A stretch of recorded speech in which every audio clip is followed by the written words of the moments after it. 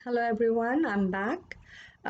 हमारी जो पिछली वीडियो थी उसमें हमने सारपत की बेवा के बारे में ज़िक्र किया और आज मैं एक और बाइबल के रेफरेंस से ही ज़िक्र करती हूँ कि जब जीसस बहुत बड़ी बड़ी भीड़ में गुजर रहे होते थे या एक जगह से दूसरी जगह जा रहे, वहाँ बहुत बड़ी भीड़ होती थी, लोग होते थे और उनमें बच्चे बूढ़े जवान आई डोंट नो कौन कौन सी एजेस के कौन लोग होते होंगे। हो सकता है बच्चे छोटे भी हों, बड़े भी हों, औरतें भी हों, मर्द भी हों।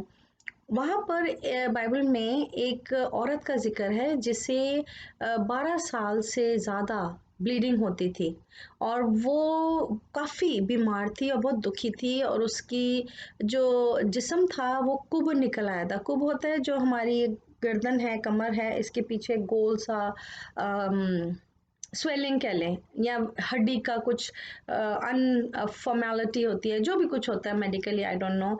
वो कुब भी निकला था। She was not even able to walk straight, यानी वो सीधा भी खड़ी होकर चलना या अपने काम करना नहीं कर सकती थी। That means she was disable, उसकी मेडिकल कंडीशन थी। अच्छा, उसका जिक्र बाइबल में है कि उसने दिल में ठाना। आप पढ़िएगा कलाम, उस पर लिखिएगा कि 12 साल की औरत जिसको नॉन स्टॉप ब्लीडिंग होती थी, वो उसने क्या किया था, तो उसने दिल में ठाना था। ठानना का मतलब होता है बस पक्का पक्का मैंने इरादा कर लिया, अब तो मैं नहीं बदलूंगी बदलूंगा। उसको बोलते हैं ठान लेना।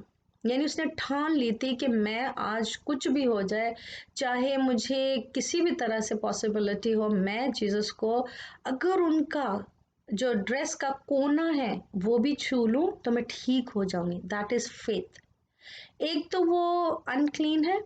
उस जमाने में ये होता था कि जिन औरतों को पीरियड्स आते थे, ब्लीडिंग होती थी, उनको महफिलों में, पार्टियों में, घर से बाहर जाने की इजाज़त नहीं थी। बैकवर्ड मेंटालिटी थी, एजुकेशन कम था या जो भी कुछ कह लें वो था।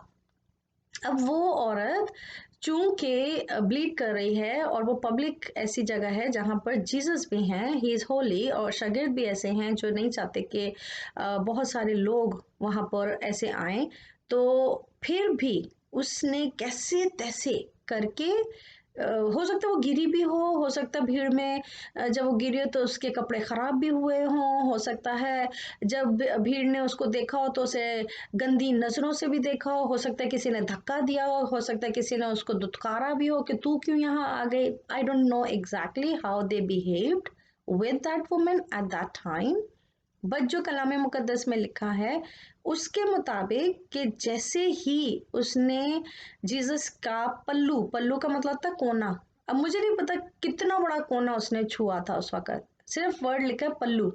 पल्लू में कोना होता है, दुपट्टे का कोना हो सकता है, आपके ड्रेस का कोना, कोई भी कोना था जो उसने छोटा सा भी शायद होगा कि सिर्फ फिंगर से टच ही किया हो, या हो सकता है पूरा ही उसने जकड़ लिया हो कोने को, या हो सकता है उसको इतनी भीड़ भाड़ में, हड़ादुड़ी में, धक्का धुक्की में, हो सकता है वो जो उसका पल्लू है वो उस ड्रेस से टूट गया हो, खर निकल गया हो और उसके हाथ में भी आ गया हो। I don't know, I am just telling you what I understand and what I feel कि वहाँ क्या हुआ होगा। I can imagine things and see कि हाँ, ये भी पॉसिबल है, ये भी हो सकता था। एनी हाउ, उसने खुदा के पल्लू को छुआ और उसी वक्त राइट अवे जिसे कहते हैं वो हील हो गई, उसका कुप चला गया, उसकी ब्लीडिंग खत्म हो गई, उसी वक्त स्टॉप हो गई and she was able to stand properly. अच्छा, जब ये हुआ तो जीसस को भी लगा, क्योंकि ही नोस कि जब मेरे हीलिंग होती है या रिकवरी होती है या मैं कोई मेरिकल करता हूँ तो उनकी बॉडी से एक ब्लेसिंग निकलती है, एक एनर्जी निकलती है, एक पावर निकलती है। तो उन्हें लगा कि किसी ने मुझे अभी छुआ है और एक हीलिंग, एक मिरेकल हुआ है। अब सबको पता था, सब उधर थे, अब किसने छुआ, वो सब वहाँ शागिर्द भी थे, लोग भी थे। तो शागिर्द कहने लगे कि इतने सारे लोग हैं, इतनी भीड़ है, किसने छुआ हमें क्या पता। बट जीसस ने कहा नहीं, देयर वाज समबडी जिसको बहुत अरसे से, because Jesus knows everyone right, वो चाहे आप के सामने हैं या नहीं है, हेवन में भी हैं तो भी उनको सबके बारे में पता है, जब जमीन पे थे तो भी उनको सब पता था। तो उन्होंने कहा नहीं, it's a very special thing which has happen और हीलिंग हुई है। अच्छा, अब इस स्टोरी को जो मैंने आपके साथ शेयर की है, उसका बताने का पर्पस बिहाइंड द सीन ये है कि हम भीड़ में भी जाते हैं, लोगों में भी जाते हैं, दुआएं भी कराते हैं, पादरियों से, लीडरों से मिलते भी हैं, बट मिरेकल नहीं होते। हमारी लाइफ में हीलिंग नहीं आती, चाहे वो फिजिकल हीलिंग है, इमोशनल हीलिंग है, स्पिरिचुअल हीलिंग है, फाइनेंशियल हीलिंग है, हीलिंग्स नहीं होती। हीलिंग जब नहीं होती, that means something is seriously wrong. अच्छा, अब वहां बिगिनिंग में लिखा है कि उस औरत ने दिल में ठाना था, कुछ भी हो जाए, नो मैटर व्हाट हैपन, चाहे वो कुचली जाती उस दिन, पैरों के नीचे रोंदी जाती उस दिन, बट उसने ठान ली थी कि कुछ भी हो जाए, मैं तो आज खुदावंद के पल्लू को छुए बगैर, उनसे शिफा लिए बगैर, उनके हीलिंग किए बगैर नहीं घर आऊंगी। तो वो मेन थिंग थी कि उसने 100% अपने आप को तैयार किया था।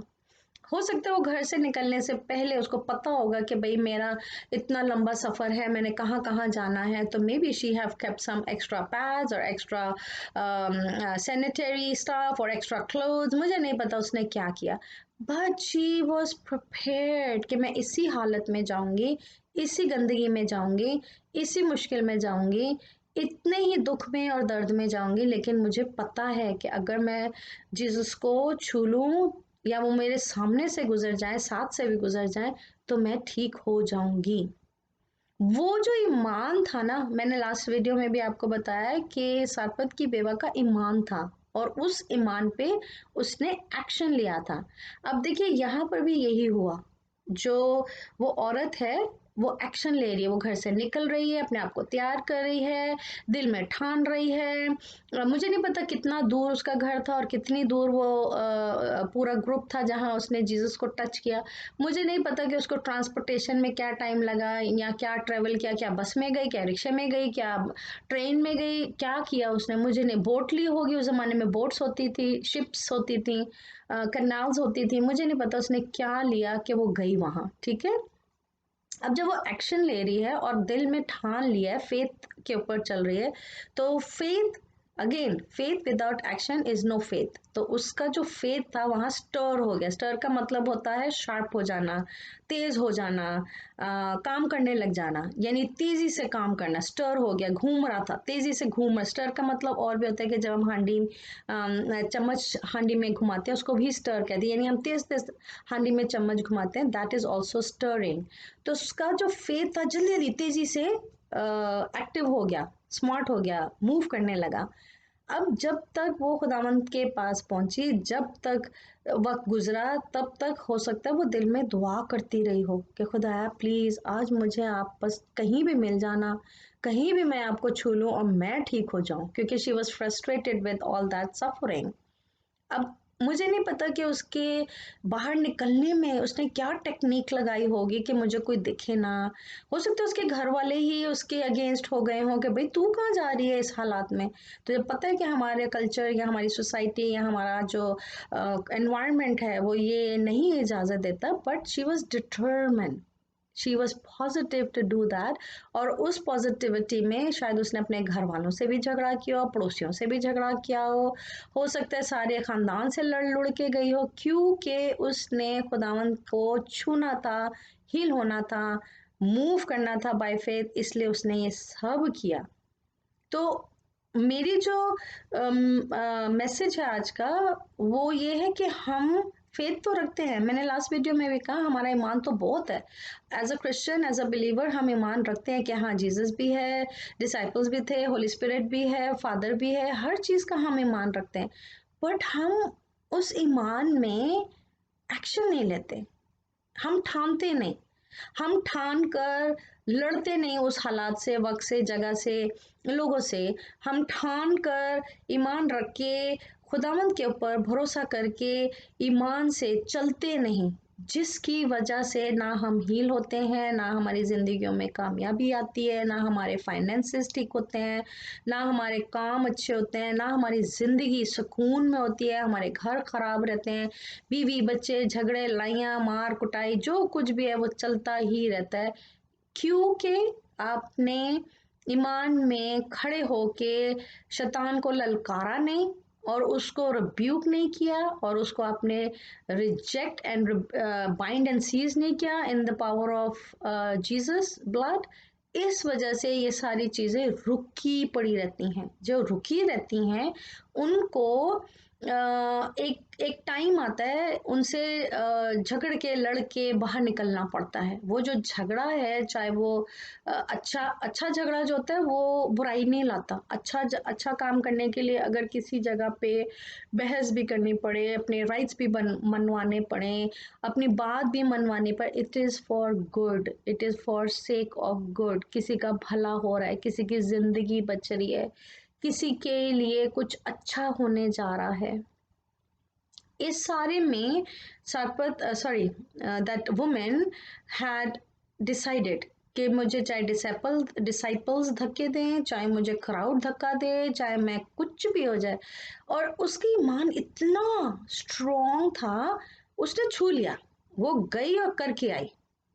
Women's are usually very strong, वो जो कहती हैं करती भी हैं। मैंने 90% वुमेन देखी हैं which are very strong women, and खुदा ने भी उनको पावर दी है, स्ट्रॉन्ग बनाया है spiritually, mentally, emotionally and physically. They are very strong person.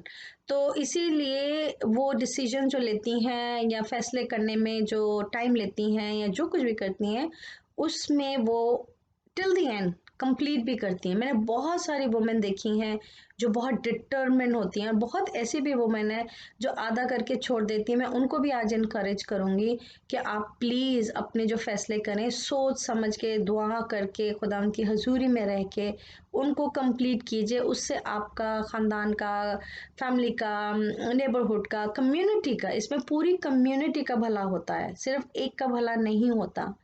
देखिए आज उस औरत के ईमान की आज फिर इतनी सदी गुजर गई, इतनी मुद्दत गुजर गई, आज भी हम वही मिसाल दे रहे हैं और बातें कर रहे हैं।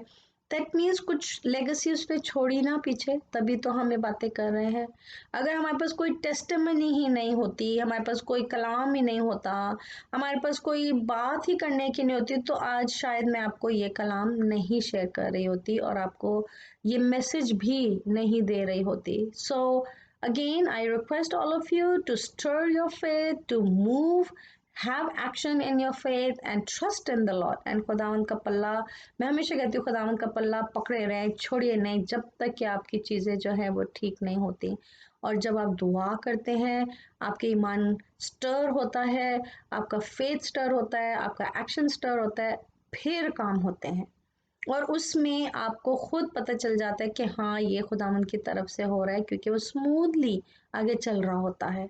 So thank you so much for watching all these videos. I request कि आप प्लीज़ सारी वीडियोज़ को लाइक, शेयर, सब्सक्राइब कीजिए, और अपनी जो भी आपको सुनने के बाद खुदावंद ने मैसेज दिया उसके कमेंट्स लिखिए, ताकि मुझे आपके फीडबैक मिल सकें और मैं मज़ीद कलाम जो खुदावंद मुझे देंगे, प्रिपेयर करेंगे, फिर मैं आपको उसकी वीडियो बना के भेजूंगी।